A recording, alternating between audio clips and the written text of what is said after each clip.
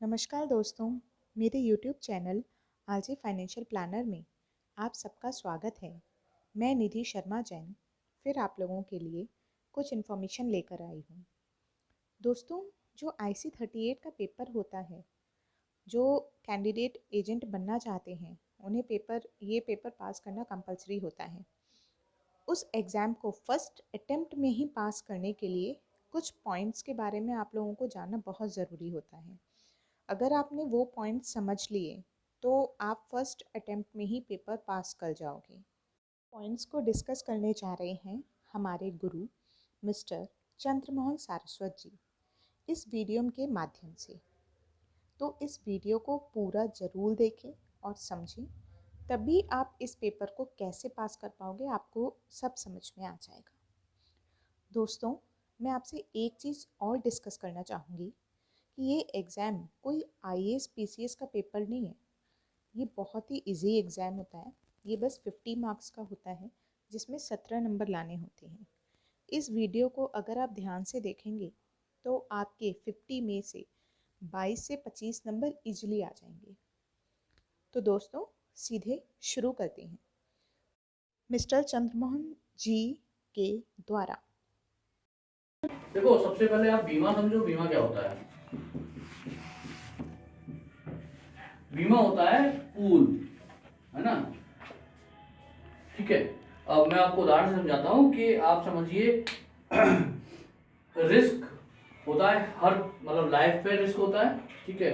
Individual वस्तुओं पे भी रिस्क होता है। उदाहरण के तौर पे हम मान के चलते हैं कि मान लीजिए किसी ने एक दुकान बनाई, उसमें 10 लाख रुपए का इन्वेस्टमेंट किया और करीब 20 लाख रुपए का उसमें सामान भर लिया, ठीक है। और उसके बाद में वो अपना व्यापार चला रहा है, तो उस दुकान से उसको क्या नुकसान हो सकते हैं? पहला तो हो सकता है कि उसका सामान सस्ते में चला जाए, तो उसको तो हम कुछ कर नहीं सकते, वो तो उसकी जिम्मेदारी है। लेकिन दूसरा नुकसान क्या हो सकता है कि उसमें आग लग जाए दुकान में, तो क्या नुकसान होगा उसका? 25 लाख रुपए का पूरा सामान उसका बर्बाद हो जाएगा, है ना? तो वो घाटे में चला जाएगा। अब उसके पास में क्या तरीके हैं कि वो क्या कर सकता है? वो दो काम कर सकता है। या तो वो 25 लाख रुपए अपने पास में एडवांस रखे तैयार कि जब भी आग लगेगी मैं 25 लाख रुपए इसमें दोबारा सामान भर लूंगा, एक। दूसरा क्या है कि ये जो रिस्क है ना 25 लाख का, इसको हम किसी और को दे दें, ठीक है। तो किसी और को किसको दे सकता है? वो अपने ताऊजी से बात करेगा, ताऊजी तुम ले लो। ताऊजी क्या कहेंगे? मैं नहीं ले सकता भाई, मैं कहाँ ले लूंगा, आग लग जाएगी। तो वो क्या करता है? इस रिस्क को वो कंपनी के ऊपर ट्रांसफर कर देता है। कंपनी कहती है मुझे आपकी जो दुकान है वो देखनी है, कंपनी उसका सर्वे कराती है, देखती है कि हाँ 25 लाख का मकान है, सॉरी सामान उसके अंदर, और उसके बाद में कंपनी बोलती है कि इसके लिए आपको 25,000 का प्रीमियम देना है हर साल, ठीक है। जितने लोगों ने सोचा, सारे लोग नहीं सोचते हैं, लेकिन जितने लोगों ने सोचा वो सारे कंपनी साथ आ गए और कंपनी को बहुत सारा प्रीमियम मिल गया, ठीक है, 25,000 रुपए से। दूसरा क्या होता है? रिटेन कर सकता है। रिटेन करने का हम छोड़ देते हैं कि रिटेन करता है तो फिर वो जाने, उसका काम जाने। हमको क्या मतलब था? ट्रांसफर से। उसने ट्रांसफर कर दिया, तो कितनी दुकानों में आग लगेगी? सारी दुकानों में नहीं लगती है, कुछ दुकानों में आग लग जाती है। एक दुकान मान लेते हैं हम, तो उसको क्या करेंगे? इस प्रीमियम जितना इकट्ठा हुआ है उसमें से निकाल के उसको हम वापस कर देते हैं 25,000 रुपए, और बाकी लोग उसको प्रीमियम लगातार देते रहते हैं, वो भी अगले साल से प्रीमियम देना शुरू कर देता है। तो ये क्या होता है? पूल बन जाता है, इसको हम बोलते हैं रिस्क पूल, है ना। यहां से पैसा निकाल के कंपनियां पेमेंट करती रहती है, ठीक। सेम होता है जीवन बीमा पे भी। जीवन बीमा पे भी यही लागू होता है। मेरी लाइन पे क्या रिस्क है? देखिए, मैं एक साल में 10 लाख रुपए कमाता हूं, ठीक है, और अगले 20 साल में कम से कम 2 करोड़ रुपए अपनी फैमिली को कमा के देने वाला हूं, ठीक है। जो मैं एक्सपेंसेस करता हूं घर में, या जो मैं कमाई कर रहा हूं, उसकी वजह से मेरा परिवार चल रहा है, राइट। अगर मैं हूं तो मैं इनका परिवार अपना चलाता रहूंगा, मैं नहीं हूं तो मेरे परिवार की स्थिति खराब हो जाएगी, क्योंकि इनकम करने वाला मैं अकेला आदमी था और मेरी इनकम बंद, जब मैं नहीं रहा तो इनकम भी बंद हो गई, तो मेरे परिवार की स्थिति खराब हो सकती है। तो उसके लिए मैंने क्या कहा? मैंने कंपनी से कहा भाई एक काम करो, मेरा 2 करोड़ रुपए का, तो अगले 20 साल कितने कमाऊंगा मैं? 2 करोड़ रुपए। 2 करोड़ रुपए का रिस्क आप अपने ऊपर ले लो, ठीक है। तो कंपनी ने मेरा 2 करोड़ का रिस्क ले लिया और मुझसे कहा 50,000 रुपए साल के आपको देने हैं अगले 20 साल तक। मैं 20 साल तक देता रहता हूँ। अगर मैं मतलब जिंदा रहा तो मुझे वो पैसे वापस मिल जाएंगे, अगर मैं मर गया तो 2 करोड़ रुपए घर वालों को मिल जाएंगे। तो क्या हुआ? ट्रांसफर ऑफ रिस्क मैंने कर दिया। लोगों को ये समझना होगा कि जीवन बीमा का अर्थ यही होता है कि अपनी इनकम जो आप कर रहे हो रिप्लेसमेंट करें, अपना रिस्क जो है कंपनी के ऊपर ट्रांसफर कर दें और उससे रिस्क जो है जो भी पैसा जो भी लॉस होता है वो किसको चला जाएगा, फैमिली को चला जाएगा, ठीक है। और जितना भी रिस्क है वो कंपनी बेयर कर ले जाएगी। देखिए 100 लोग प्रीमियम दे रहे हैं, ठीक है, कोई फर्क नहीं पड़ता कंपनी को, एक आदमी दो आदमी मर जाते हैं तो, क्योंकि उसके बाकी 98 लोग प्रीमियम देते रहेंगे। लेकिन जो आदमी नहीं प्रीमियम दे रहा है उसकी पूरी फैमिली पे रिस्क पड़ जाता है, क्योंकि उसकी फैमिली की स्थिति बहुत खराब हो जाती है, ठीक है। तो यहाँ पे हम शुरू करेंगे कि होता क्या है, क्या स्टेप्स होते हैं जिससे ये चलता है, मैं आपको पूरा वहां से बताऊंगा। इतना समझ में आ गया आपको? जी। अगर रिस्क ट्रांसफर होना है किसी का तो क्या स्टेप्स होंगे, कैसे होंगे, ठीक है। तो सबसे पहले वो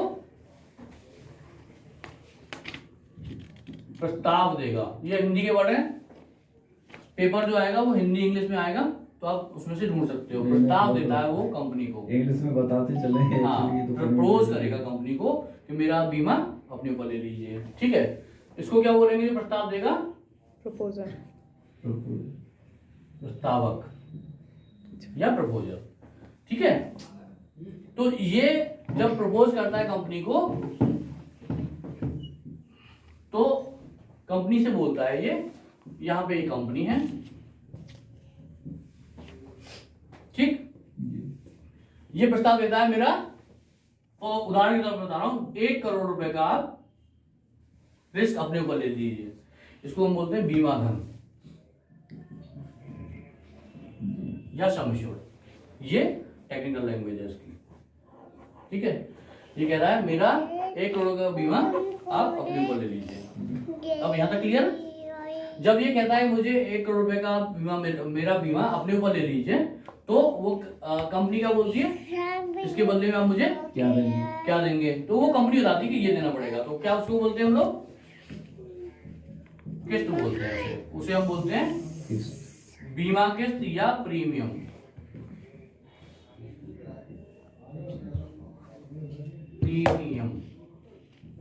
ठीक है। वो प्रीमियम पे करता है कंपनी को। यहां तक क्लियर है जी? ठीक है। ऐसा नहीं होता कि कोई भी आएगा कंपनी को बोलेगा हम आपको प्रस्ताव दे रहे हैं, हमारा रिस्क आप अपने ऊपर ले लीजिए, तो वो ले लेगी कंपनी, ठीक है। उससे पहले बहुत सारी कंडीशंस खड़ी हो जाती है कि हमको लेना है कि नहीं लेना है, ठीक है। तो सबसे पहले आती है उसकी एज, ठीक है, एज कितनी है उसकी, ठीक है। ये उसके ऊपर डिपेंड करता है कि बीमा हम लेंगे या नहीं लेंगे, ठीक है। तो एज के लिए आपको 2 तरीके के प्रूफ मिलते हैं। तो जो पहला प्रूफ होता है वो स्टैंडर्ड होता है। स्टैंडर्ड में कौन से आते हैं आपके पास? पैन कार्ड, वेरी गुड, और पासपोर्ट, और उसकी 10th की marksheet, very good, driving licence, इनमें डेट ऑफ बर्थ लिखी होती है। ये होते हैं सारे स्टैंडर्ड एज प्रूफ, ठीक है। तो सवाल आता है 1 नंबर का यहाँ से कि आप मतलब उसमें लिस्ट लिखी होगी कि स्टैंडर्ड एज प्रूफ की कौन कौन से उदाहरण है, तो उसमें हो सकता है 3 लिखे होंगे, नीचे लिखा होगा ऊपर के सभी, राइट। तो आपको ऊपर के सभी पे क्लिक कर देना है। तो पहला क्वेश्चन यहाँ पे आता है 1 नंबर, ठीक। एज में नॉन स्टैंडर्ड कौन कौन से होते हैं? जिनमें एज नहीं लिखी होती है, जैसे जन्म कुंडली, ठीक है, और voter ID card, ration card, है ना। अब हालांकि हमने लेती नहीं है, बट वो पुराना चल रहा है तो उसमें लिखा जाता है, वो हमारे नॉन स्टैंडर्ड होते हैं, ठीक है। तो उसको कंपनी काउंट एज के हिसाब से नहीं करती है, एज ले लेती है, उम्र उसमें अंदाजा उम्र होती है, मतलब फाइनल नहीं होता कितना उम्र होगी उसकी, तो यहाँ पे एज पे डिपेंड करता है। दूसरा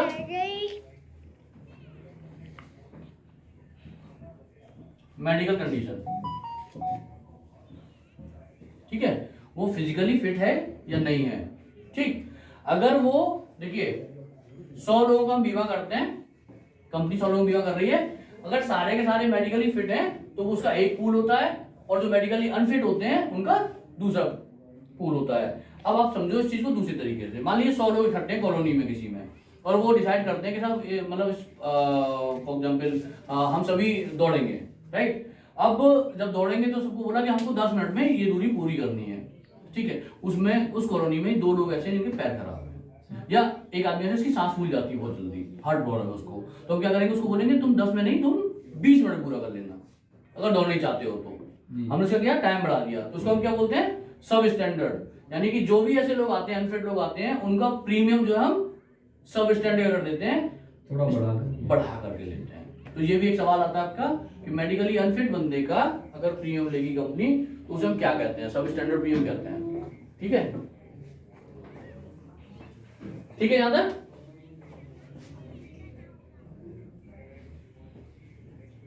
अब सब प्रीमियम हो गया ना, सब स्टैंडर्ड प्रीमियम, सब स्टैंडर्ड प्रीमियम। ठीक है। अब यहां से आगे चलते हैं। अब मान लेते हैं सब कुछ ठीक है, उसने एज ग्रुप दे दिया, सब कुछ दे दिया। तो जब पहली बार वो यहाँ आएगा कंपनी के पास, तो उसको हम बोलते हैं प्रपोजल फॉर्म भरेगा। वो क्या बोलते हैं उसको, प्रपोजल फॉर्म। उसके बाद में क्या होगा, कंपनी अब उस किस प्रीमियम जमा करेगा, यहाँ पे प्रीमियम जमा कर दिया, ये रहा प्रीमियम जमा किया, तो कंपनी इसको क्या देगी, कुछ तो चाहिए ना। मैं कुछ कैश ले लूं यहाँ पे, तो आपको अगर कुछ नहीं दूं तो आपका कहाँ है, बॉन्ड बोलते हैं उसको। नहीं, पैसा दिया तो आपको पहली बार में क्या मिलेगा, premium deposit slip. Premium deposit, ठीक है। सवाल इस पर नहीं आता, सवाल आता है एफपीआर, फर्स्ट प्रीमियम रिसीट। ये याद रखिए, एक नंबर सवाल जरूर आता है। ये कब मिलती है, एफपीआर कब मिलता है, पहली उस पर फर्स्ट प्रीमियम पे जो मिलेगा एफपीआर। सवाल होता है कि किसी कस्टमर ने एक बीमा कराया, उसको एफपीआर कब मिलेगी, कम मिलेगा। हाँ, तो उसको एफपीआर मिलती है पॉलिसी बॉन्ड के साथ, लिख लीजिए आप। ठीक है, फर्स्ट प्रीमियम, हाँ। एफपीआर की फुल फॉर्म क्या है, फर्स्ट प्रीमियम रिसीट, रसीद बोल दीजिए आप, प्रथम रसीद, किस्त रसीद। ठीक है, एफपीआर कब मिलता है, पॉलिसी बॉन्ड के साथ ही, याद रखिए। वहां पे और भी होगा, उसमें लिखा होगा ग्राहक जब पैसे जमा करता है तब, ग्राहक जब दूसरा प्रीमियम जमा करता है तब, तीसरा होगा ग्राहक को पॉलिसी बॉन्ड के साथ, चौथा कुछ भी हो सकता है, आपको याद रखना पॉलिसी बॉन्ड के साथ, ये याद रखिए। ठीक है, चूंकि ये कॉन्ट्रैक्ट लॉन्ग टर्म होता है, 10 साल 20 साल 25 साल का होता है, तो वो हर बार जमा करने आएगा रसीद, वो सॉरी पैसा जमा करेगा, तो हर बार क्या मिलेगा उसको, केवल रिसीट, उसको बोलते हैं रिन्यूअल। ठीक है, नवीनीकरण रसीद, renewal receipt, renewal premium, renewal receipt, नवीनीकरण रिसीट है ना, आरपीआर। हाँ। ठीक है, यहां तक अगर सब कुछ सही है तो उस प्रस्तावक और कंपनी के बीच में एक लीगल बॉन्ड बनता है, याद रखिएगा। जो बॉन्ड होता है वो लीगल होता है, लीगल कॉन्ट्रैक्ट। ठीक है, तो अगर किसी पॉलिसी की किसी व्यक्ति की पॉलिसी जारी हो जाती है तो उसे क्या मिलता है, पॉलिसी बॉन्ड, जो कि एक लीगल बॉन्ड होता है। यहां तक ठीक है, चलिए। आपको सब कुछ मिल गया, रिन्यूअल रिसीट भी मिल गई, लीगल बॉन्ड भी मिल गया, पॉलिसी जारी हो गई। ठीक है, जब पॉलिसी जारी हो जाती है किसी कस्टमर की, आपको तीन नंबर सवाल हो गए यहाँ पे ना। जब किसी को पॉलिसी बॉन्ड मिल जाता है तो ये बीमा बेचने के लिए बीमा के और प्रस्तावक और बीमा कंपनी के बीच में कौन होता है, जो बेचता है इन चीजों को, पॉलिसी को बेचता है, एजेंट। ठीक है, तो उसको क्या बोलते हैं, एडवाइजर या एजेंट। आप सीधे सीधे समझिए, एडवाइजर नहीं, एजेंट ही लिखिए। एजेंट होता है जो पॉलिसियां बेचता है। ठीक है, तो इसका मतलब क्या हुआ कि एजेंट ने कंपनी से ट्रेनिंग ली और कंपनी के द्वारा जो बताया गया था वो समझाया किसको, किसी व्यक्ति को, उसने प्रस्ताव दिया, पॉलिसी इशू हो गई और उसको पॉलिसी बॉन्ड मिल गया। लेकिन कभी कभी क्या होता है कि इस एजेंट ने जो समझाया था उसको, वो कस्टमर को समझ ही नहीं आया, उसने कुछ और बताया, उसने कुछ और समझा, और बाद में उसको लगा कि यार ये तो मेरे साथ गलत हो गया ना। तो क्या होगा फिर, गलत हो गया तो और फंस जाएगा। तो क्या बोलते हैं उसको हम, कंपनी क्या बोलती है, कोई चिंता करने की जरूरत नहीं है। ठीक है, आप अपनी बॉन्ड को वापस कर सकते हैं और पैसे वापस ले लीजिए। उसका टाइम होता है कितना, 3 साल, 15 दिन। अच्छा, ये मैं समझ रहा था कस्टमर के लिए, कस्टमर को अगर मान लो ये लगता है कि मेरे साथ फ्रॉड हुआ है या मेरे साथ गलत हुआ है, तो 15 दिन के अंदर पॉलिसी वापस करके अपने पैसे वापस ले सकता है। उसको बोलते हैं free look period. Free look period होता है 15 दिन का। फ्री लुक,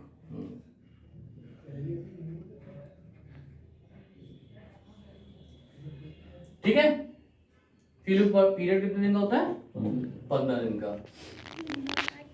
लेकिन हमेशा ऐसा नहीं होता,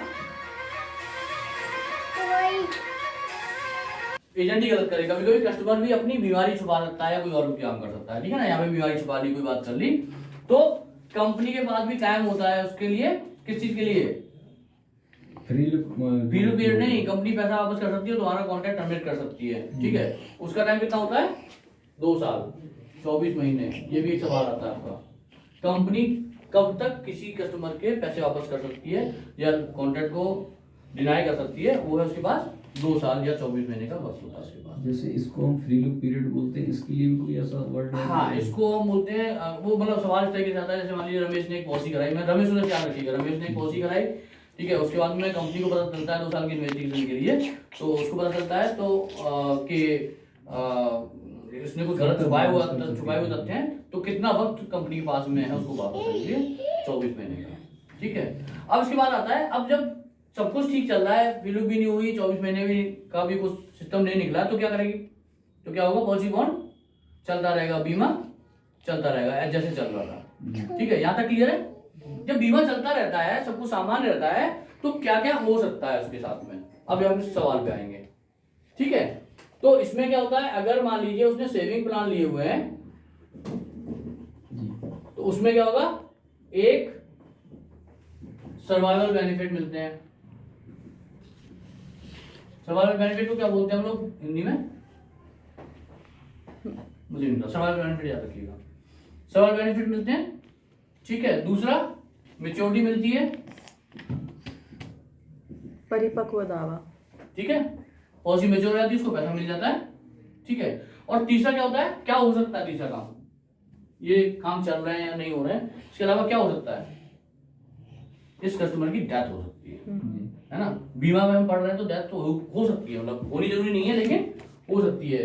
कब होनी चाहिए? लेकिन वो पॉलिसी समय के दौरान, तो कंपनी से इंटरेस्टेड है, पॉलिसी से ऊपर निकल गया तो फिर तो कंपनी को इंटरेस्टेड ही नहीं है, मैच्योरिटी लेकर चला गया, तो डेथ हो सकती है। अब इस डेथ में बहुत सारे क्लॉज आएंगे, जो 1-2 नंबर के सवाल आते हैं। पहला, इसका एक क्लॉज है सुसाइड क्लॉज, वो याद रखिएगा। सवाल आएगा सुसाइड क्या होता है? आत्महत्या। अगर कोई उसमें सवाल देखो, कभी भी ऐसे नहीं आते सीधे, जैसे मैं बता रहा हूँ वैसे नहीं आते, उसमें रमेश सुरेश आते हैं या कोई नाम से आते हैं। और यहाँ में रमेश ने एक पॉलिसी कराई, सुसाइड क्लॉज कितने साल का? मैं बता देता हूँ आपको, ये है 1 साल का या 12 महीने आप लिख सकते हो, ठीक है। अगर कोई व्यक्ति पॉलिसी कराने के बाद 1 साल के अंदर सुसाइड कर ले, तो कंपनी उसको बीमा नहीं देती है, ठीक है। तो सवाल आता है कैसे? अब बात को समझिएगा, अभी बताऊंगा चलो कैसे आता है। पहला ये हो गया। दूसरा क्या है? डेथ हो गई। डेथ जो है कब हो सकती है कस्टमर की? कभी भी। ऐसा तो है नहीं कि वो 20 साल बाद होगी, ऐसा भी नहीं है कि वो 20 दिन बाद होगी, कभी भी हो सकती है। तो अगर डेथ 3 साल के अंदर होती है, पॉलिसी कराने से 3 साल के अंदर होती है, तो उसको हम क्या बोलते हैं? Early claim. तो ये 3 साल का एक सवाल आता है। अर्ली क्लेम कब तक होता है? 3 साल 3 साल के अंदर अर्ली क्लेम होता है 3 साल के अंदर, ठीक है। तो ये भी एक नंबर सवाल आता है। उसमें सवाल आता है, रमेश ने पॉलिसी कराई, उसकी मृत्यु 3 साल के अंदर हो गई है, ठीक है, तो उसको हम क्या बोलते हैं? तो शीघ्र मृत्यु दावा, अर्ली क्लेम बोलते हैं, ठीक है। इसमें वेरिफिकेशन होती है ना, इसमें वेरिफिकेशन होती है ना 180 डेज, ठीक है। अब इसके बाद क्या होगा? अगर अर्ली क्लेम आता है तो कंपनी को क्या करेगी? इसको वेरीफाई करेगी कि ऐसा क्या हुआ कि अचानक से मर गया। लेकिन क्लेम के कागज उसने पूरे दिए हैं, क्लेमेंट ने, किसको मिलेंगे? ये नॉमिनी को, है ना। अभी वहां वापस कर दूंगा, ठीक है। तो अगर उसमें वेरिफिकेशन होगा, वेरीफाई करने के बाद में सवाल आता है कि रमेश ने पॉलिसी कराई, इसकी अर्ली क्लेम मतलब उसका आ गया है, तो कंपनी के पास कितना वक्त होता है जवाब देने के लिए? मतलब या तो क्लेम देगी या क्लेम नहीं देगी, ठीक है। वो होता है 6 महीने। ये एक सवाल आता है इसके लिए आपके पास। 6 महीने के अंदर कंपनी को जवाब देना है कि आप क्लेम दोगे या आप नहीं दोगे, ठीक है। क्लेम देते हैं तो उसको बोलते हैं क्लेम सेटलमेंट, और क्लेम नहीं देते उसको बोलते हैं क्लेम रेप्यूटेटेड।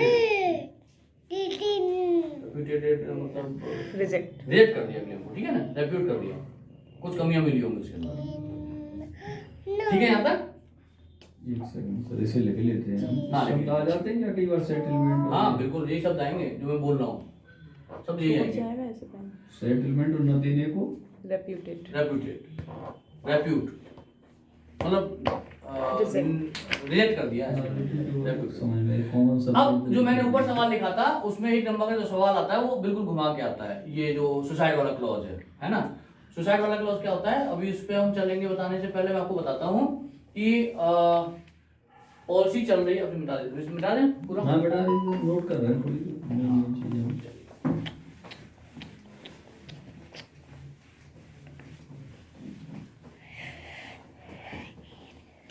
ठीक है, पॉलिसी चल रही है ऐसे, पूरा रेगुलर प्रीमियम जमा कर रहा है, लेकिन 3 साल बाद उसने प्रीमियम जमा करना बंद कर दिया।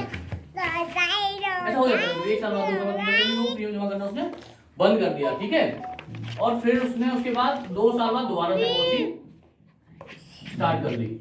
ठीक है, तो एक सवाल आता है कि किसी बीमाधारक के पास कितना वक्त होता पॉलिसी लैप्स होने के बाद। अगर पॉलिसी में प्रीमियम जमा नहीं करे तो क्या होगा, पॉलिसी लैप्स हो जाएगी।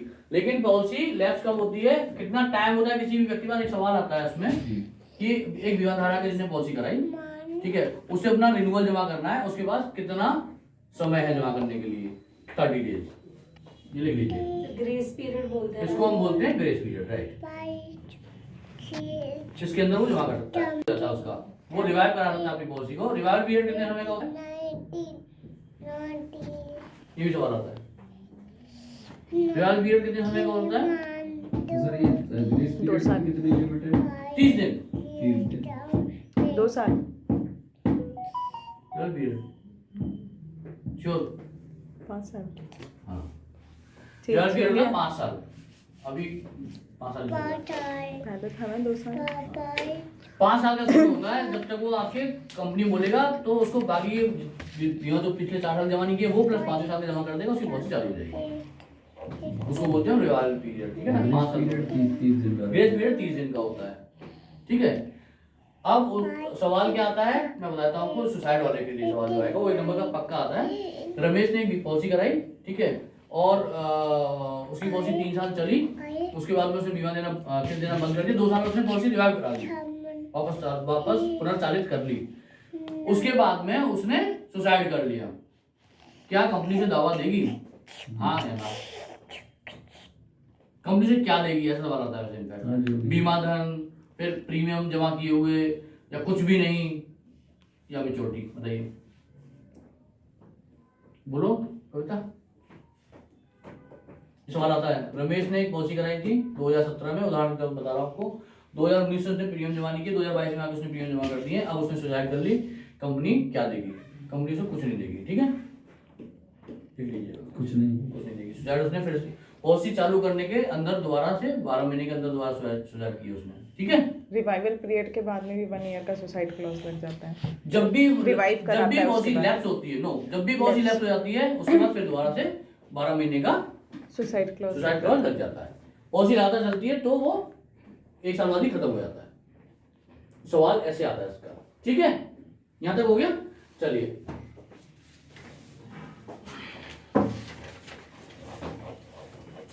इतनी सारी बातें हो गई। ये ठीक रहा सर, अब मैं आपको बता बताता दिया। हूँ। क्योंकि आप अकॉर्डिंग टू क्वेश्चन बता रहे हैं, उस 4 साहब ने जो बताया था थ्योरी तो बहुत बताई, थ्योरी में वो नहीं और बहुत अच्छी बताई, लेकिन हमें आपको फ्लो नजर आ रहा होगा, मतलब कि किस तरीके से चलते हैं हम लोग, है ना। देखो, एक तो होता है प्रपोजर, ठीक है, दूसरा होता है नॉमिनी, तीसरा होता है एजेंट, चौथा होता है कंपनी। ये नाम आप याद रखिएगा, ठीक है, ये सब चीजें होती हैं। अब इसमें क्या होता है, नॉमिनी का सवाल आता है कि नॉमिनेशन कौन सी धारा में किया जाता है, बताओ। नॉमिनेशन कौन सी धारा में किया जाता है, निकल बताया हुआ 39 लिख लो, ये सवाल आएगा। नॉमिनेशन सेक्शन 39 में किया जाता है। हाँ 39, हाँ 39 ही है दोस्ती, नहीं है? ठीक, मैं बोल नहीं रही। अब तुम तो बहुत एडिट करना पड़ेगा तुम्हें, कोई बात नहीं, ऐसे थोड़ी ना सब उठा के डाल दो ऐसे ही। कर नॉमिनेशन कौन सी धारा में होता है? 39 39 39। याद रखिएगा, ये जरूर पूछा जाएगा। सेक्शन 39 में नॉमिनेशन होता है। अच्छा, अब हम वापस लौट के आए हैं थोड़ा सा, तो अब यहाँ पे फिर से 2-3 चीजें और कंसेप्ट क्लियर कर लेते हैं। जिसे समझ में आ गया आपको बीमा क्या होता है, रिस्क ट्रांसफर होता है। पहली जो चीज मिलती है कस्टमर को, क्या मिलती है? फर्स्ट डिपॉजिट स्लिप मिलती है। दूसरा क्या मिलता है? एफपीआर। सवाल एफपीआर पे ही आता है कभी भी, ठीक है ना। और हाँ, जमा रसीद पे भी आता है। मतलब रमेश ने एक्स कंपनी में बीमा कराया, उसने अपना प्रीमियम पहली बार जमा किया, उसे कंपनी क्या देगी? याद रखिएगा, एफपीआर नहीं होगी वो, उसमें लिखा होगा जमा रसीद। ये याद रखिएगा अच्छी तरीके से, जमा रसीद बोले। बिल्कुल। और दूसरा सवाल होता है एफपीआर रमेश को कब मिलेगी? वो पॉलिसी बॉन्ड के साथ पहुंचती है, ठीक है। ये दो चीजें अलग अलग दोनों में है। अंतर आ गया। फर्स्ट प्रीमियम रसीद जो होती है वो पॉलिसी बॉन्ड के साथ पहुंचती है, और जो पहली बार मिलता है कस्टमर को उसे बोलते हैं हम जमा रसीद। और हर बार जो प्रीमियम जमा करता है उसको क्या बोलते हैं हम? नवीनीकरण रसीद, यानी रिन्यूअल रिसीट। वो हर साल उसको मिलती है जब जब वो जमा करता है अपने प्रीमियम को, ठीक है। नॉमिनेशन हमारा सेक्शन 39 में होता है, ठीक है। वो कंपनी के पास जा रहा है प्रपोज करने के लिए, तो पहले किसको कर सकता है? वो सेल्फ को, स्वयं को कर सकता है, या हम सेल्फ बोल सकते हैं इसको, सेल्फ को भी करता है वो, ठीक है। यानी खुद को प्रपोज कर रहा है कि मेरे ऊपर इतना रिस्क है, आप ले लो अपने ऊपर, मेरे ऊपर इतना रिस्क है, आप अपने ऊपर ले लो इसको। तो प्रपोजल जब अपने आप को कंपनी पास प्रेजेंट करता है कि मेरे साथ ये रिस्क है, तो वो उसमें बीमित भी वही होता है। तो दूसरा कौन सा इंसान हो रहा है इसमें? लाइफ एश्योर्ड, इंश्योर्ड, जिसको हम क्या बोलते हैं? बीमित। बीमा किसका हुआ? खुद का, ठीक है। और तीसरा कौन सा बंदा है इसमें? एक बंदा ये हो गया प्रपोज जो कर रहा है, दूसरा कौन सा हो गया? लाइफ इंश्योर्ड, तीसरा कौन सा हो गया? नॉमिनी। ये आपको सब याद होना चाहिए। नॉमिनी, नामित। क्लेम कौन लेगा? क्लेम लेगा कुछ चाहिए ना। नॉमिनी नॉमिनी, नॉमिनी कौन होता है? वाइफ, बच्चे। वाइफ, बच्चे, वेरी गुड, बस। कोई भी ब्लड रिलेटेड पर्सन, ठीक है। तो नॉमिनी कौन सेक्शन हो गया? सेक्शन 39 में। लेकिन ये प्रपोज अपने अलावा किसी को भी कर सकता है। किसको कर सकता है प्रपोज? ठीक है, जैसे फॉर एग्जांपल मैं अपनी वाइफ को प्रपोज कर सकता हूँ मना करिए ना। कि मेरी वाइफ के ना रहने से मुझे नुकसान होगा, ठीक है। इसको बोलते हैं बीमा हेतु। मेरा उसके अंदर बीमा हेतु है, इंश्योरेबल इंटरेस्ट। इसको बहुत डीप नहीं पढ़ाएंगे, थोड़ा सा बता रहे हैं आपको। इंश्योरेबल इंटरेस्ट क्या होता है? तो ये किसी को प्रपोज कर सकता है? सेल्फ को। हर आदमी का अपने अंदर बीमा हेतु होता है। दूसरा किसको कर सकता है? वाइफ को। तीसरा किसको कर सकता है? बच्चों, जो भी उसके बच्चे हैं उनको, ठीक है। अब ये प्रपोजर जो व्यक्ति है, या मैं अपनी माताजी को कर सकता हूँ प्रपोज क्या कि इनके नाम से मुझे नुकसान होगा, या पिताजी को? शायद नहीं, बिल्कुल भी नहीं। देखिए, जो इंश्योरेंस इंटरेस्ट होता है वो कैसे चलता है मैं आपको बता देता हूँ। ये मान लीजिए ये प्रपोजर है, ठीक है। इसके एक साइड में कौन है? वाइफ, ठीक है, राइट। दूसरी साइड में कौन है इसके? सिस्टर, ब्रदर, फ्रेंड्स, फलाना ढिमकाना, बहुत सारे लोग होते हैं, ठीक है। नीचे कौन है इसके? पेरेंट्स, नीचे चिल्ड्रन, चिल्ड्रन, इसकी फैमिली है ना। ऊपर कौन है इसके? Parents, parents, father, mother, likewise, है ना। तो ये ऊपर नहीं जा सकता, इंश्योरेंस इंटरेस्ट नहीं होता उसमें, नहीं जाएगा ऊपर, ठीक है। वो इस साइड नहीं जा सकता, इनसे कोई रिलेशन नहीं है, इसके सिस्टर, ब्रदर और फ्रेंड से कोई रिलेशन है, हमारे लिए है लेकिन बीमा उसका नहीं बनता उसमें। और वो यहाँ जा सकता है, यानी कि वाइफ के साथ जा सकता है और चिल्ड्रन, बच्चों के साथ जा सकता है। बीमा है केवल वाइफ में होता है या बच्चों में होता है, ठीक है। अब ये थोड़ा चेंज हुआ है कि इसका बीमा है मदर फादर में हो सकता है अगर वो हेल्थ प्लान ले रहा है। तो मैं बीमा है समझो कैसे होता है, किसी के ना रहने से जो नुकसान होता है उसकी भरपाई करने के लिए बीमा कराते हैं। तो अगर मेरी वाइफ नहीं रहेगी तो मुझे नुकसान होगा। क्या नुकसान होगा बताओ? बच्चों के केयर, हाउस को, बिल्कुल, मतलब कैसे घर चलेगा मेरा, ठीक है। बच्चों के लिए कहा जाता है कि ये बुढ़ापे की लाठी बनेंगे, मतलब जब मैं ओल्ड एज हो जाऊंगा तो ये मेरी सपोर्ट करते रहेंगे लाइफ वाइज, तो इनमें भी मेरा बीमा है होता है, ठीक है। सिस्टर, ब्रदर, इनसे कोई मतलब नहीं होता है। किसी फ्रेंड वगैरह, मान लीजिए किसी फ्रेंड को प्रपोज करूँ ना, इसके नारे से मुझे नुकसान होगा, भले वो मेरी दुकान चला रहा हो, नहीं, कोई नुकसान नहीं होगा, ठीक है ना, क्योंकि उसमें डायरेक्टली कोई इन्वॉल्वमेंट उसका नहीं है। पेरेंट्स में केवल नुकसान किसका होता है कि अगर मेरे पेरेंट्स बीमार होते हैं तो मुझे उनका खर्चा उठाना पड़ेगा तो उससे बचने के लिए मैं उनको प्रपोज कर सकता हूँ किसमें, हेल्थ प्लान में, ठीक है। तो उसका इंश्योरेंस इंटरेस्ट वहाँ पे होता है और हर चीज के लिए नॉमिनी इसमें होना अभी ये नया है, बहुत जरूरी है। तो इंश्योरेंस उसका इंटरेस्ट क्वेश्चन आ जाए तो ध्यान में रहे। बिल्कुल आएगा, आता ही है ना। नहीं, हेल्थ इंश्योरेंस के लिए तो आएगा, पेरेंट्स को। हाँ, पेरेंट्स को ले सकता है, बाकी के लिए लिखा होगा उसमें। अपनी सिस्टर को प्रपोज कर सकते हैं, नहीं कर सकते, किस किस को प्रपोज कर सकता है, सिस्टर, ब्रदर, वाइफ, बच्चे। तो आप लिख दीजिए वाइफ और बच्चे, राइट।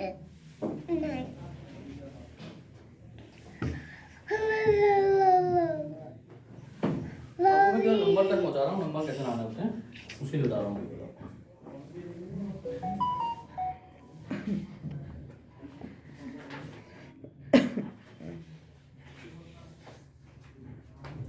अच्छा, मैंने आपको बताया था जो उसको कंपनी के साथ जब पॉलिसी हो जाती है, ठीक है। अब हम आगे बढ़ रहे हैं, ठीक है। पॉलिसी होने के बाद में क्या मिलता है कस्टमर को, पॉलिसी होने के बाद मतलब एग्रीमेंट होने के बाद क्या मिलता है, पॉलिसी बॉन्ड, जमा रसीद मिलती है, उसके बाद हाँ, पॉलिसी बॉन्ड मिलता है। जमा रसीद मिलती है, फर्स्ट भी रसीद मिलती है, तो वो सब पॉलिसी बॉन्ड उसके बाद आ गया, पॉलिसी चालू हो गया, वहां से आगे हम देखते हैं, ठीक है।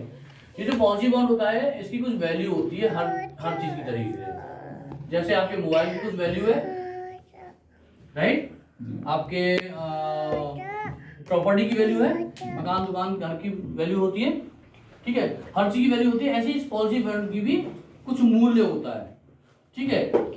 तो जब इसको आप समझ लीजिए कि इसके आगे का थोड़ा सा पढ़ा देता हूँ मैं हम आगे बढ़ रहे हैं इसमें। क्या बढ़ रहे हैं कि इसको हम किसी को असाइन भी कर सकते हैं, असाइनमेंट बोलते हैं उसको, ठीक है।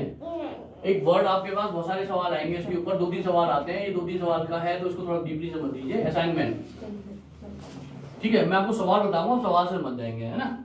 असाइनमेंट आपको उदाहरण से समझाता हूँ मैं एक चीज।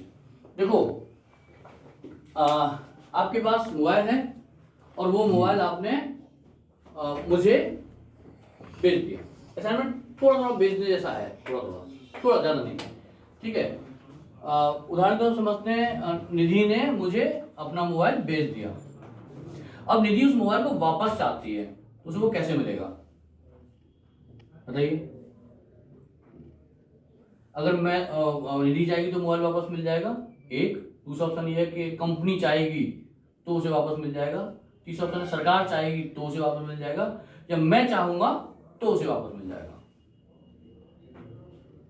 और इसमें आपका कंपनी दोनों का रोल है। आप बताओ किसका रोल है। केवल और केवल तभी मिलेगा जब मैं चाहूंगा, क्योंकि उसने तो भेज दिया ना भाई जी, ठीक है, याद रखिएगा। तो सवाल आते हैं, रमेश ने सुरेश को एक पॉलिसी असाइन कर दी, ठीक है, और दोनों के बीच में डिस्प्यूट हो गया, है ना। जी, जी। और तो क्लेम किसको मिलेगा, रमेश सुरेश याद रखेंगे आप। फिर बता रहा हूँ मैं आपको, ये सवाल ऐसे ही आएंगे बिल्कुल जैसे बता रहा हूँ आपको। रमेश, एक नहीं, इसमें कॉमन सेंस की बात सर, ये नाम याद रखना बस आपको है कॉमन सेंस से ही हाँ, लगाने हैं सारे सवाल। मतलब जिसके नाम से असाइनमेंट हो गया है, बस सारे वो क्लियर हो जाएंगे। ऑथेंटिक पर्सन है ना। बस कंपनी भी कुछ नहीं कर सकती उसमें हाँ, फिर, ठीक क्योंकि है। बेचा किसने, रमेश ने बेचा है बकायदा, ऐसा नहीं कि मतलब उठा के ले गया, चोरी नहीं हुई है, मतलब उसने असाइन किया है उसको, प्रेजेंट टाइम जिसके पास है असाइनमेंट उसने assign, हाँ। वही ऑथेंटिक है ना, वही होता है, ठीक है। बस। तो रमेश ने एक पॉलिसी कराई और उसे सुरेश को असाइन कर दिया, दोनों में डिस्प्यूट हो गया, तो मेच्योरिटी किसे मिलेगी, सुरेश को, ठीक है। यहाँ तक क्लियर है। अच्छा, अब क्या है कि देखो मोबाइल में ना और पॉलिसी में थोड़े से अंतर आएंगे, मैं आपको बताऊंगा कैसे अंतर आते हैं। ये तक एग्जाम। हाँ, ये एग्जाम्पल था। पहला क्या है, इसमें क्या क्या आते हैं, अगर पॉलिसी में क्या क्या मिलता है किसी व्यक्ति को, पहला क्या मिलता है, सर्वाइवल बेनिफिट, जी, यानी कि मनी बैक जो होते हैं, जी, है ना, मनी बैक जो मिलेंगे उसमें मिलेंगे। जी। दूसरा क्या था, उसकी मेच्योरिटी हो सकती है पॉलिसी की। जी, और तीसरा क्या है, लाइफ एश्योर्ड की, यानी जिसका बीमा हुआ था उसकी डेथ हो सकती है। तीनों काम हो सकते हैं ना, जी, जिसको बोलते हैं डेथ क्लेम, ठीक है, डेथ क्लेम भी आ सकता है। ये तीनों काम हो सकते हैं पॉलिसी असाइन करने के बाद। सवाल इन तीनों पे ही आते हैं, सर्वाइवल बेनिफिट दूसरे नंबर पे, मेच्योरिटी मैच्योरिटी। और फिर लाइफ इंश्योर्ड की डेथ हो गई, तो डेथ क्लेम किसको मिलेगा। तो सवाल इन तीनों पे ही आते हैं, और ये करीब 3-4 नंबर के सवाल आपके पास आएंगे असाइनमेंट के ऊपर, ठीक। पहला क्या है, रमेश ने एक पॉलिसी कराई जो मैंने बताया था अभी, और सुरेश को असाइन कर दी, दोनों में डिस्प्यूट हो गया, मेच्योरिटी आई, किसको मिलेगी, सुरेश को, ठीक है। रमेश ने इंपोर्टेंट सवाल सुनिएगा। रमेश ने एक पॉलिसी कराई, पॉलिसी सुरेश को असाइन कर दी, ठीक है, रमेश की डेथ हो गई, ठीक है, तो बीमा धन किसको मिलेगा बताइए? तो इसमें रमेश तो इसको तो नहीं मिल सकता। रमेश की डेथ ही हो गई, रमेश बीमा बीमा तो सही चल रहा था ना, तो किसको मिलेगा? सुरेश को। बिल्कुल सही। क्यों रमेश के नॉमिनी को नहीं मिलेगा? रमेश की नॉमिनी को असाइन कर दी थी। रमेश की वाइफ भी तो है वैसे, उसमें सवाल आएंगे इस तरीके से, रमेश की वाइफ को, फिर सुरेश को एक जगह लिखा होगा, बाकी ऑप्शन लिखूंगा फिर सुरेश को, क्योंकि सारे अधिकार वो दे चुका जीते जी, ठीक है, ये याद रखिएगा। फिर एक सवाल और आएगा इसके ऊपर, रमेश ने एक पॉलिसी कराई, निधि बताओ, रमेश ने एक पॉलिसी कराई, सुरेश को पॉलिसी असाइन कर दी, सुरेश की डेथ हो गई, ठीक है जी। सुरेश की डेथ हो गई, तो मेच्योरिटी किसको मिलेगी? जो सुरेश ने नॉमिनी किया होगा उसको। नॉमिनी हो गई नहीं उसका तो कोई अच्छा उसमें नहीं हुआ सर। नहीं, नॉमिनी तो रमेश के थे। अच्छा आई थिंक किसी को नहीं मिलेगी। मिलेगी, वो मिलेगी सुरेश के लीगल हेड्स को, ये लिख लीजिएगा, लीगल हेड्स एक शब्द आता है, आएगा आगे भी आएगा, लीगल हेड्स। यहाँ सर लीगल हेड से मतलब क्या है? उसके जो भी क्या बोलते हैं उसको, नहीं मेरा मतलब पीछे लीगल background- नहीं पूछ हाँ, बोल रहा हूँ। लीगल Legal heads मतलब होते हैं उसके बच्चे, क्या बीवी, रमेश को वो मान सब- सकते हैं क्या? हैं? इसमें सुरेश का कानूनी legal head वारिस रमेश को जो मान- होते हैं, कानूनी वारिस। कानूनी वारिस, तो वो बच्चे या पत्नी हो गए? हाँ वो हाँ, मतलब रमेश का यहाँ फिर कोई रोल नहीं है। बिल्कुल उसे बेच दी, क्योंकि उन्होंने तो बेच दी। उन्होंने असाइन कर दिया ना वो जी, थोड़ा सा एक नई सवाल बात ऐसे है। घुमा के आते हैं। जी। अब उसमें लिखा हुआ क्या पता है, रमेश के नॉमिनी को आप सोचोगे यार सुरेश तो मर गया, तो रमेश के नॉमिनी को मिलना चाहिए, उदाहरण दे रहा हूँ, सुरेश मर गया ना इसलिए, जी, जी, फिर आप जी। कहोगे किसी को नहीं मिलेगा या कंपनी को मिले, कंपनी अपने पास रख लेगी, नहीं, उसमें नीचे ऑप्शन होगा सुरेश के लीगल हेड्स को, जी। क्योंकि इसमें नॉमिनी हो नहीं सकता था, तो सुरेश के जो भी कानूनी वारिस आएंगे प्रकट होंगे हमारे पास आके, हम उनको क्लेम दे देंगे। सर कानूनी वारिस लाइक कि जैसे विल वगैरह में जो नहीं होता है वो। नहीं वो विल नहीं भी होती है, तो वो कितनी एडिटिंग करोगे तुम इसमें, ठीक है, जी यहाँ तक क्लियर हो गया आपका? हाँ सर ये बहुत अच्छी बात बताई आपने। इसमें बहुत सारे सवाल आएंगे, 3-4 सवाल 3-4 नंबरों के इसमें आ जाते हैं इस तरीके के सवाल। अब मैं आपको बताऊंगा एक और टॉपिक पे बात करेंगे, मैं टॉपिक से बता रहा हूँ आपको, है ना, बाकी छोड़ दे रहा हूँ। नहीं थ्योरी की जरूरत नहीं, आप एग्जाम के हाँ। हिसाब से सही बता रहे हैं। हाँ अब देखिए, एक ये हो गया आपका असाइनमेंट, हो गया समझ में आ गया असाइनमेंट, बहुत डीप में नहीं जा रहा हूँ, जो सवाल आते हैं वो बता दिए आपको। जी। असाइनमेंट पढ़ेंगे तो 2 दिन लग जाएंगे पढ़ते पढ़ते, नहीं। असाइनमेंट बहुत बड़ा टॉपिक है अपने आप में इंश्योरेंस के लिए। एक होता है MWP एक्ट, इस पे भी आपके पास 3 सवाल आएंगे कम से कम, ठीक है। MWP एक्ट को समझना है हम लोगों को, उसमें मैं आपको सवाल जवाब बता दूंगा, ठीक है, समझो, ठीक है। ये इसकी प्रस्तावना क्या है, ये बहुत पुराना एक्ट है, ये अंग्रेजों के जमाने में बनाया गया क्या था, फुल फॉर्म है इसकी? बता रहा हूँ, ठीक है। अब इसको पहले लिखो, सेक्शन कौन सा है ये, 6, धारा 6 में आता है ये भी सवाल आ जाता है, ठीक है। Married women property act, MWP act, married, हाँ, विवाहित महिला प्रॉपर्टी एक्ट। हाँ जी, हाँ जी।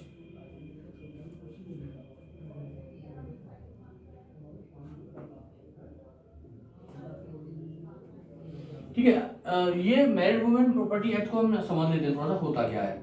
देखिए जो जिन पे रिस्क होता है अलग अलग तरीके के होते हैं, उनमें बिजनेसमैन कैटेगरी के लिए बहुत इंपॉर्टेंट होता है ये वाला। इसमें क्या होता है कि बिजनेसमैन, जो बड़े बिजनेसमैन स्पेशली होते हैं, वो क्या करते हैं, लोन लेके काम करते हैं जी। बैंक से, ठीक है, फैक्ट्री चलाते हैं, बड़ी बड़ी इंडस्ट्री खोलते हैं, तो उसमें बहुत करोड़ों का लोन वो ले लेते हैं, करोड़ों से लेके 100 करोड़ 200 करोड़ 500 करोड़ 1000 करोड़ तक का वो लोन ले लेते हैं और फैक्ट्री चलाना शुरू कर देते हैं। जब किसी बैंक से लोन लिया जाता है तो उस बैंक की टर्म्स एंड कंडीशंस के अंदर साफ साफ होता है कि उसके बदले में जो जो चीजें मॉर्गेज की गई होंगी, वो नहीं की गई होंगी, वो भी सब वो, अगर मान लो वो क्लेम नहीं, मतलब किस्तें नहीं चुका पा रहा है, उसका लोन वापस नहीं आ रहा बैंक का, तो वो कोर्ट के जरिए उनको कब्जा कर लेती है। किसके जरिए? पहले तो खुद कोशिश करती है, नहीं होता तो फिर कोर्ट के जरिए उनको वो कब्जा कर लेती है, फिर नीलाम कर देती है फैक्ट्री को, ठीक है।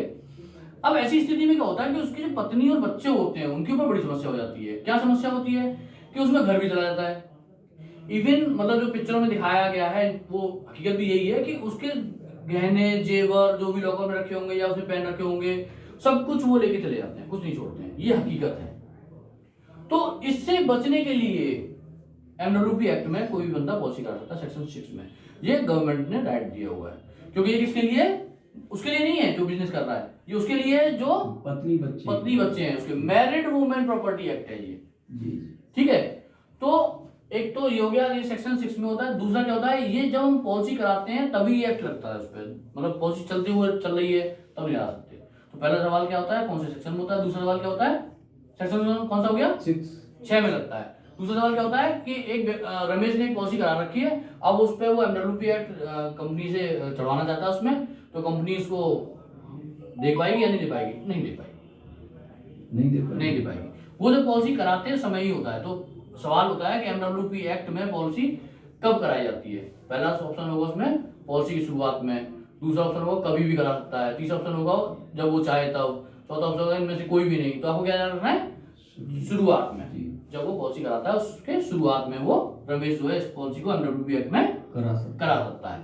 अब इसकी खासियत क्या होती है, इसकी खासियत ये होती है कि इसमें ट्रस्टी होता है, इसमें नॉमिनी नहीं होता है। ट्रस्टी मतलब उसको बोलते हैं हम, न्यासी लिखा होगा वहां पर। इसके 3, 4, 5 साल तक आ जाते हैं कई बार, न्यासी होता है इसमें। क्या नहीं होता है इसमें, नॉमिनी इसमें नहीं होता है, ठीक है। अब सवाल आते हैं कई तरीके से इसमें, ठीक। तो ट्रस्टी कौन कौन हो सकता है, ट्रस्टी जो होता है तो कौन कौन हो सकता है फिर, पत्नी या बच्चे। देखिए इसमें ऑप्शन आता है आपके सामने, इसमें वो ट्रस्टी जो है अमूमन बैंक होती है या कंपनी होती है, ठीक है, या पत्नी और उसके बच्चे हो सकते हैं, ठीक है। अब एक ऑप्शन और उसमें क्या होता है, एक और चीज आती है इसमें, होता है बेनिफिशियरी भी होते हैं। बेनिफिशियरी कौन होते हैं, बेनिफिशियरी का लिए सवाल आएगा, उसमें सवाल आएगा जिस तरीके से वो मैं बताता हूँ। अब देखो मैं बताऊँ बेनिफिशियरी, ये किसी क्या है, ये मैरिड वुमेन प्रॉपर्टी एक्ट, ठीक है, विवाहित महिला संपत्ति एक्ट है ये। तो इसमें किसके बारे में बात कर रहे थे, किसको नुकसान होता है सबसे ज्यादा, पत्नी और बच्चों को। अगर वो आदमी नहीं रहा तो क्या होगा उसका, है ना। तो बेनिफिशियरी कौन हो सकते हैं इसमें, पहला ऑप्शन उसने लिखा होगा आपके लिए पत्नी जी, दूसरा लिखा होगा बच्चे, तीसरा लिखा होगा पत्नी एवं बच्चे। अब आप बताइए इसमें कौन सा सही है, इसमें पत्नी एवं बच्चे दोनों हो गए। इसमें चौथा वाला सही है, ऊपर के सभी। कैसे बताता हूं आपको, ये जरूरी नहीं है कि वो केवल पत्नी को, मतलब इसमें लिखा हो केवल पत्नी को बना सकता है, वो केवल बच्चों को बना सकता है, पत्नी और बच्चे दोनों को बना सकता है। तो यानी क्या हुआ, ऑप्शन तीनों सही है उसके, वो जरूरी नहीं कि बच्चों को भी बना साथ में। तो ज्यादातर आप सी करके आते हो, सी नहीं करना, आपको डी करना है, ऊपर के सभी, क्योंकि वो केवल पत्नी को बना सकता है, केवल बच्चों को बना सकता है, केवल पत्नी और बच्चों को बेनिफिशियरी बना सकता है इसमें, ठीक है। ये क्या होते हैं, बेनिफिशियरी जी, ठीक है। और एक ऑप्शन क्या होता है, ट्रस्टी। ट्रस्टी कौन से हो सकते हैं इसमें, पत्नी, बच्चे कौन से, बालिग 18 से अब के होंगे तो नाबालिग नहीं होते हैं, वो तो बेनिफिशियरी तो हो सकते हैं लेकिन ट्रस्टी नहीं हो सकते, ठीक है। बैंक या कंपनी जिसको भी वो नियुक्त करना चाहे। अब इस एमडब्ल्यूपी एक्ट की खासियत क्या पता है आपको, इस एमडब्ल्यू एक्ट में जो भी पॉलिसी कराते हैं, तो देखो एक पॉलिसी में क्या क्या चीजें मिलती है किसी आदमी को। एक तो सर्वाइवल बेनिफिट मिलते हैं, आपको याद है ना, मनी बैक आते रहते हैं बीच में पॉलिसी में। दूसरा क्या मिलता है, मेच्योरिटी मिलती है, ये आपको याद है। तीसरा क्या होता है, डेथ बेनिफिट मिलता है, यानी कि रिस्क कवर मिलता है उसको जी।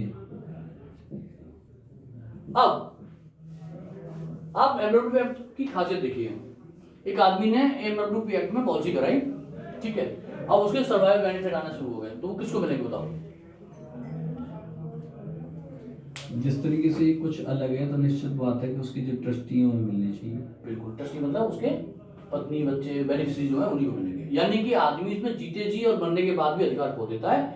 इसके जो भी मेच्योरिटी आएगी तो बच्चों को पत्नी को जाएगी, अगर उसकी सर्वाइवल बेनिफिट आते हैं बीच में मनी बैक आते हैं तो भी उनको जाएंगे, और अगर मेच्योरिटी आती है वो मरता नहीं है तो भी उसको जाएंगे, और वो मर गया तो भी उसको। और एक चीज ध्यान रखिएगा कि ये जो डेथ बेनिफिट मिलता है या जो कोई भी पैसा आ रहा है लौट के और बैंक उस समय खड़ी हो जाए आके, ठीक है, तो अगर किसी सामान्य पॉलिसी से आए हैं सारी चीजें तो वो कब्जा कर लेगी, बैंक में से निकाल लेगी पैसा सारा, लेकिन जो पैसे यहाँ से आएंगे उसको वो हाथ नहीं लगा सकते। इसमें सुप्रीम कोर्ट का जजमेंट भी नहीं आएगा, करोड़ों का कर्जा होगा। अगर मान लीजिए इस आदमी ने 100 करोड़ का बीमा करा रखा था एमडब्ल्यूपी एक्ट में, और ये फैक्ट्री रन कर रहा था और फैक्ट्री में भी लोन चल रहा है इसका 50 साल 30 करोड़ रुपए का मान लीजिए, और ये मर गया, मर गया तो 100 करोड़ रुपए उसकी बीवी को बच्चों को मिलेंगे, तो वो वहीं रहेंगे, उसमें से 1 रुपया भी बैंक या कोई भी डेबिटर जो भी उसके सामने खड़ा होता है नहीं ले पाएगा।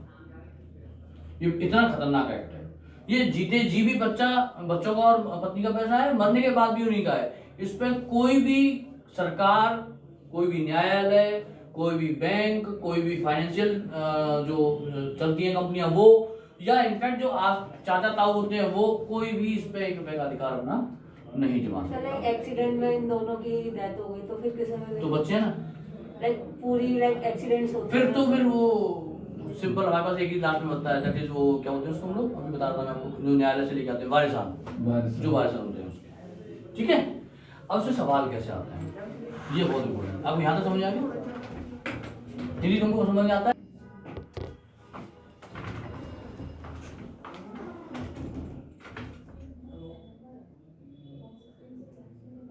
अच्छा, इसमें कभी कभी क्या होता है, ट्रस्टी बनाना जरूरी नहीं होता, या ट्रस्टी बनाना भूल जाते हैं लोग। सवाल यहाँ से भी आते हैं। तो इसमें ट्रस्टी बनाना भूल भी सकता है वो, है ना। तो इसमें बहुत सारी चीज़ें आती हैं। एक सवाल और आता है इसमें इस तरीके से, रमेश ने एक पॉलिसी कराई, वो ट्रस्टी बनाना भूल गया, ठीक है, और उसकी मृत्यु हो जाती है, तो पैसा किसको मिलेगा? ट्रस्टी कौन हो सकते थे? बैंक हो सकती थी, कंपनी हो सकती थी, है ना। टाटा से कोई पत्नी या बच्चे हो सकते, वो नहीं बनाया उसने, सब भूल वाली है वो, तो पैसा किसको मिलेगा? तो इसमें एक ही ट्रस्टी चलता है, वो क्या होता है? राज्य सरकार न्यासी, स्टेट गवर्नमेंट ट्रस्टी। सारा पैसा कहाँ चला जाएगा?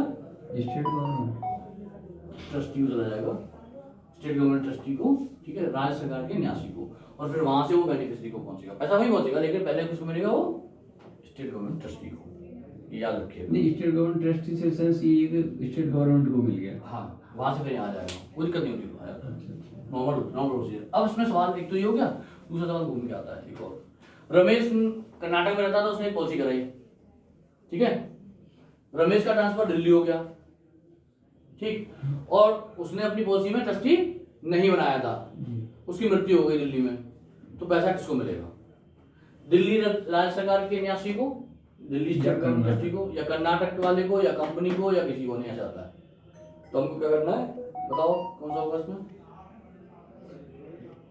इसमें कर्नाटक को ही जाएगा, जहां पे उसने पॉलिसी कराई थी, जहां से स्टार्ट हुई थी पॉलिसी, ठीक है, फिर वहां से वो बच्चों को आ जाएगा। तो ये एमडब्ल्यूपी एक्ट के ऊपर सवाल आते हैं, वो बाकी आपको उसमें पढ़ लेना हो थोड़ा सा, असाइनमेंट मैंने आपको बता दिया, एमडब्ल्यूपी एक्ट में बता दिया आपको, और अभी इतना जो मैंने पढ़ाया आपको, उससे आपके 20-22 नंबर आ जाते हैं बड़ा आराम से। 400। तो दोस्तों, आपने पूरी वीडियो देखी। अब कुछ और पॉइंट्स हैं जो मैं आपको वर्बल डिस्कस कर देती हूँ। ये 50 मार्क्स का पेपर होता है, तो 50 में से आपने एक भी क्वेश्चंस छोड़ने ही नहीं हैं, सारे ही अटेम्प्ट करने, क्योंकि कोई नेगेटिव मार्किंग नहीं है, तो आप सारे अटेम्प्ट करिए। साथ में ये 60 मिनट्स का होता है, मतलब 1 घंटे का होता है। तो ऐसा नहीं है कि हमने 10 मिनट में पेपर कंप्लीट किया और फिर निकल गए। 60 मिनट्स इसलिए दिए गए हैं कि आप उसे पूरा यूटिलाइज़ करिए। 1 घंटा तो पूरा 1 घंटा उसे यूटिलाइज़ करिए, और उसके बाद में पूरा पेपर अटेम्प्ट करने के बाद ही आप निकलिए। एक चीज़ और बताऊंगी कि कुछ क्वेश्चंस इसमें ऐसे होते हैं जिसमें ऑप्शन रहता है ए बी सी में कुछ भी रहेगा, लेकिन डी में रहता है उपरोक्त सभी। हिंदी में उपरोक्त सभी बोलते हैं, और इंग्लिश में वो रहता है ऑल ऑफ द एबव। तो हमें कौन सा अटेम्प्ट करना होता है? हम मोस्टली अगर इस टाइप के क्वेश्चन हैं तो all of the above he correct answer होता है। तो पहले हमें पढ़ने हैं, ऐसा नहीं है कि हमें ऐसे ही ऑल ऑफ द एबव पे क्लिक कर देना है। अगर हमें लगता है कि हाँ इसका आंसर हमें आता है तो हमें वही अटेम्प्ट करना है। इन केस अगर नहीं आता है तो हम all of the above select कर सकते हैं।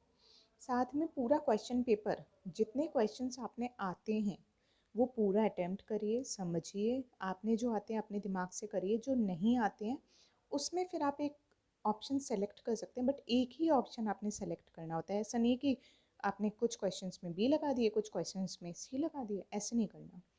जैसे 50 मार्क्स का है तो 50 में से आपको 30 क्वेश्चंस आ गए, 30 आपने अटेम्प्ट कर लिए, 20 जो बचे हैं उनमें कोई भी एक ऑप्शन सेलेक्ट कर कर टिक कर दीजिए, लेकिन सब में फिर वही सेलेक्ट करिए। तो वो जो 20 क्वेश्चंस बचे हैं, तो उस 20 क्वेश्चंस में आप नंबर जो ऑप्शन होता है बी, यानी बी फॉर बॉम्बे, तो वो अटेम्प्ट करिए और बी पे ही आप क्लिक करके आ जाइए।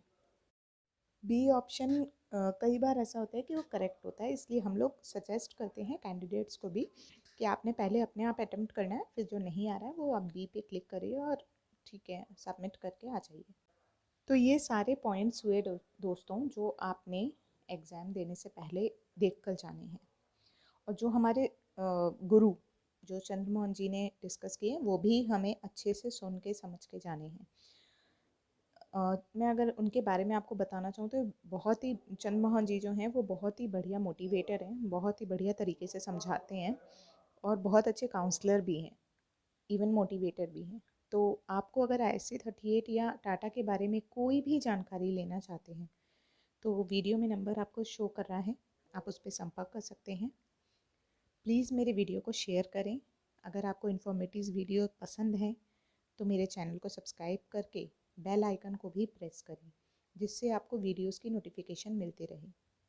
मैं निधि शर्मा जैन फिर मिलती हूँ आपसे नेक्स्ट वीडियो में। तब तक के लिए stay healthy and stay wealthy also. Bye bye friends.